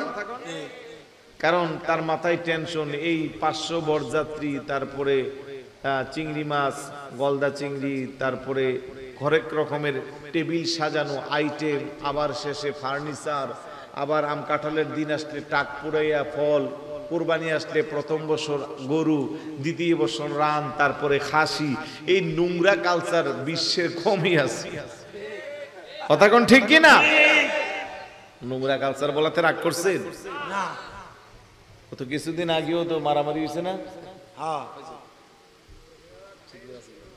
নাম বলা দরকার নাই, পরে আমার দাওয়াত কমে যাইব, ওইদিকে আমার দাওয়াত আরো বেশি। চিংড়ি মাছের জন্য দাওয়াত, বিবাহ ভেঙে যাচ্ছে। তারপরে আপনার ছাগলের মাংসের জন্য বিবাহ ভেঙে যাচ্ছে। তারপরে ফার্নিচারের জন্য ভেঙে যাচ্ছে। যৌতুক না দেওয়ার কারণে মেয়ে কি মেরে ফেলতেছে। নাউজুবিল্লাহ বলবেন না? কিরে ভাই, তুমি পুরুষ মানুষ, তোমার হাত পা আছে, শ্বশুর বাড়ির খাটে না ঘুমাইয়া, সামর্থ্য না থাকলে পাটি বিছাইয়া মাটিতে শু, আরাম বেশি লাগবে। শ্বশুর বাড়ির থেকে পাওয়া ফ্রিজে এরকম ঠান্ডা না রাইখা 4 টিউবওয়েল থেকে 4 ঠান্ডা পানি খাও, অন্তরে শান্তি বেশি লাগবে। ব্যাককল কোথাকার শ্বশুর বাড়ির জন্য বসে থাকে। নাউজুবিল্লাহ বলবেন না? এগুলো ইসলামে হারাম, এগুলো ইসলামে হারাম। যে কথা বলছিলাম, কয়েকটা কন্যা সন্তান হইলে বহু ভাই এমনি মারা যায়, স্ট্রোক করে মারা যায়। আমি তো অন্তত এখানে বসেও একবারে দলিলা দিল্লা সহ 10-20টা ঘটনা বলতে পারবো। চট্টগ্রামের আশেপাশের বিভিন্ন উপজেলা যে ঘটনাগুলো ঘটছে, এগুলো পেপারে আসছে, মিডিয়াতে আসছে, আপনিও জানেন, আমিও জানি, কিন্তু আমরা বলি না লজ্জার কারণে। কথা বলেন ঠিক কি না? তাহলে আমি যেটা বলছিলাম, মোল্লা জীওয়ান রহমতুল্লাহি আলাইহি মেয়ে বিবাহর উপযুক্ত হইল, তখন ওনার ছাত্র ছিল বাদশাহ আলমগীর। কত বড় বাদশাহ! তখন লোকেরা, অন্য ছাত্ররা, হুজুর আপনি কাজ করেন না, আপনার ছাত্র এখন ভারতবর্ষের একটা রাজ্যের বাদশাহ, ওনার কাছে চিঠি লেখেন, উনি আপনাকে যদি কিছু একটা দেয় তাইলে আর কোনো কষ্ট হবে না। লম্বা চোরা কথা আমি শর্ট করে দিচ্ছি, বিরক্ত হচ্ছেন নাকি? উনি চিঠি লিখলো। বাদশাহ আলমগীর চিঠি পায় মাথা নষ্ট, আহারে আমার এমন এক উস্তাদ আমার কাছে কিছু চাইছে, আমি কি দিব? রাষ্ট্রের টাকা হালাল না হারাম আমার কাছে গ্যারান্টি, কিন্তু আমার উস্তাদ জীবনে 1 গ্লাস পানিও বেনামাজির হাতের খায় নাই, একটা টাকাও আমার জানা মতে হারাম উপার্জন করেন নাই, খান নাই। এখন উনি কি করব? উনি চিন্তায় পড়ে গেল। উনি মুরাকাবা মুশাহাদা করে, আগের বাদশা আর এখনের বাদশা পার্থক্য আছে। আগের বাদশা যারা, তারাও আল্লাহওয়ালা ছিল। বাদশাহ আলমগীর শেষ পর্যন্ত ছদ্মবেশে রাজ্যের নির্জন এলাকায় যাইয়া দীর্ঘদিন জমিনের মধ্যে কৃষি কাজ করছে লেবার হিসেবে। আল্লাহু আকবার। 1 সপ্তাহের মতো কাজ করে প্রায় 100-র মতো রুপি হয়েছে। কারণ তখন তো টাকার ভ্যালু অনেক বেশি ছিল, ঠিক না বে ঠিক? 100 রুপির মতো উপার্জন করলো, আবার রাজ্যে ফিরে আসলো, উস্তাদের জন্য আবার মানি অর্ডার করে নিয়ম অনুযায়ী টাকা পাঠাইলো। পুরো এলাকায় খবর হয়ে গেল বাদশা আলমগীর উস্তাদের মেয়ের বিবাহের জন্য হাদিয়া পাঠাইছে, না জানে কত টাকা। সবাই খোঁজ খবর নিল, মোল্লা জীবন রহমতুল্লাহ আলাই পাইল মাত্র 100 টাকা। চিন্তা করলো 100 টাকা দিয়ে বিবাহর কিছুই হবে না। আর বাদশা ছাত্রর কাছে বড় আশা করে চেয়েছিলাম, সেও কেন তার বেশি দিল না, তার রহস্য তো আমার জানা নাই। কারণ বাদশা চাইলে রাজ্যের ফান্ড থেকে কোটি কোটি টাকাও দিতে পারত। পরের দিন সকালবেলা বাজারে যাবে, বাজার করার টাকা নাই। স্ত্রীকে বলল, আমার ছাত্র যে আমার 100 টাকা দিয়েছে, সেই টাকাটা দিয়ে দাও, বাজার করে আনি। স্ত্রী বলল, এটা তো বিবাহের জন্য দিল। মোল্লা জীবন রহমতুল্লাহ আলাই বলে, 100 টাকা দিয়ে আর কি বিয়ার হবে? কথা কোন ঠিক কিনা? বাজার থেকে যখন একটা মাছ আনলো, স্ত্রী যখন মাছ কাটলো, এবার মাছের ভিতরে বিশাল বড় একটা হীরার টুকরা, বড় করে বলি সুবহানাল্লাহ। চতুর্দিকে খবর হয়ে গেল, মাছের পেটের ভিতরে হীরার টুকরা। এটা সত্য না মিথ্যা আবার স্বর্ণকারও কানলো, যাচাই করে কইরা 1 নম্বরের হীরার টুকরা। বাদশা আলমগীর মোল্লা জীবন রহমতুল্লাহ আলাইহি, এই হীরার টুকরার মালিক আমি না, এই হীরার টুকরার মালিক হইল আমার ছাত্র, বর্তমান সময়ের বাদশা আলমগীর। বড় করে বলি সুবহানাল্লাহ। লোকেরা বলে, এটা কেমন কথা? আপনি বাজার থেকে মাছ আনলেন, সেই মাছের ভিতরে আল্লাহ আপনার এই হীরার টুকরা দিল। শেষ পর্যন্ত বাদশা আলমগীরকে ডাকাইলো। আলমগীর খবর পায়া থরথর করে কাঁপে। আহারে, উস্তাদের সাহায্য চেয়েছিল, 100 টাকা দিয়েছি বিদায়, বুঝি মনে খুব কষ্ট পেয়েছে, আর এই জন্যই বুঝে আমার ডাকাচ্ছে, আমি এখন কি জবাব দিব? তারপরে উস্তাদের কাছে তো যেতেই হয়। সামনে যাওয়ার পর উস্তাদ জিজ্ঞাসা করে, রে আলমগীর, আমার 100 টাকা দিছো, ওই টাকার উৎস কোথায় আমি জানতে চাই। বড় করে বলি সুবহানাল্লাহ। হাজার হাজার মানুষ, রাজ্যের বাদশা চোখের পানি ছেড়ে কান্না করে, ডাক দিয়ে, হুজুর কিছু মনে করবেন না, আমি চাইলে রাজ্যের ভান্ডার থেকে আপনাকে হাজার হাজার টাকা দিতে পারতাম, কিন্তু আপনি তো আমার এমন উস্তাদ, আমার জানা মতে জীবনে কোনোদিন আপনি কোনো হারাম উপার্জন করেন নাই, আমি আপনাকে কি দিব কোনো সিদ্ধান্ত নিতে পারি না। শেষ পর্যন্ত মুরাকাবা মুশাহাদা করে সিদ্ধান্ত নিয়েছি, হালাল উপার্জন ছাড়া আপনাকে দেওয়া যাবে না। আমি রাষ্ট্রের অনেক দূরে যাইয়া, অপরিচিত জায়গায়, কেউ আমারে চিনে না, এমন জায়গায় যে আমি 1 সপ্তাহ কাজ করেছি, তারপরে 100 রুপির মতো এই টাকাটা জমায় আপনার কাছে পাঠাইছি। এবার মোল্লা জীবন রহমতুল্লাহি আলাইহি হীরার টুকরাটা ওনার হাতে দিয়া বলে, এই জন্যই তো আমার মাছের পেটের ভিতরে হীরার টুকরা, এটার মালিক আমি না, মালিক তুমি। সুবহানাল্লাহ, আল্লাহু আকবার, আল্লাহু আকবার বলে। তাকবীর, আল্লাহু আকবার। ইয়া রাসূল, ইয়া গাউসুল। আমি বোঝাইবার চাইলাম, হালালের মধ্যে বরকত দেয় কে? আর একটু জোরে বলুন কে? এই জন্য আমার মা বোনদেরকে বলবো, মা স্বামীর উপার্জন কম, আপনি ঝগড়া করিয়েন না। পাশের মহিলা ঈদের সময় কাপড় আনে 10,000 টাকা দিয়া, আপনার স্বামী আনে 1200 টাকা দিয়া, আপনি তা নিয়ে শুকরিয়া আদায় করেন, স্বামীরে খোটা দিয়েন না। অমুকের ঘরে এটা আছে, তমুকের ঘরে এটা আছে, এ আছে, সে আছে, আপনি স্বামীরকে খোটা দিয়া মনে কষ্ট দিয়েন না। আপনার চাওয়ার হইলে আল্লাহর কাছে চান, আমার আল্লাহ চাইলে আপনার এমন দেওয়া দিবে, আপনি শুকরিয়া আদায় করে শেষ করতে পারবেন না। কথা কোন ঠিক কি না? সবকিছু দেওয়ার মালিক কে? এখন অনেক সময় স্ত্রীর পেশারে পইরা স্বামী হারাম পন্থায় উপার্জনে ব্যস্ত হয়ে যায়, বেতন যা পা তা দিয়া তো স্ত্রী বাচ্চাকে খুশি করতে পারে না, তখন সরকারি অফিসের ফাইলগুলো আটকাইয়া ঘুষ খাওয়া শুরু করে। আছে না? আপনি যদি 20,000 টাকা উপার্জন করেন, আপনার কাছে মনে হবে 30,000 টাকা হলে আমার চাহিদা শেষ হবে। 30,000 টাকা যখন উপার্জন করবেন, তখন মনে হবে 40,000 টাকা উপার্জন করলে আমার চাহিদা ঠিক হবে। 1 লক্ষ টাকা উপার্জন করলে আপনার মনে হবে আরো বেশি। 1 কোটি টাকা উপার্জন করলে আপনার মন চাইবে আরো 1 কোটি। তার মানে চাহিদার কোনো শেষ নাই। অনুরোধ করব, পরকালের কথা চিন্তা করে অন্তত ক্ষণস্থায়ী দুনিয়া, আজ আছি কাল নাই। দুনিয়া মাজরাতুল আখিরাহ, দুনিয়া হলো আখিরাতের ক্ষেত্র স্বরূপ। জমিনে চাষাবাদ করলে ভালো ফলন পাওয়া যায়, 50, 60, 70, 80, 90 বছর যদি একটু ভালো কাটানো যায়, তাহলে পরকালের লম্বা সময়টা জান্নাত পাওয়ার সুযোগ আছে। আল্লাহ যেন আমাদেরকে কথাগুলো আমল করার তৌফিক দান করুন।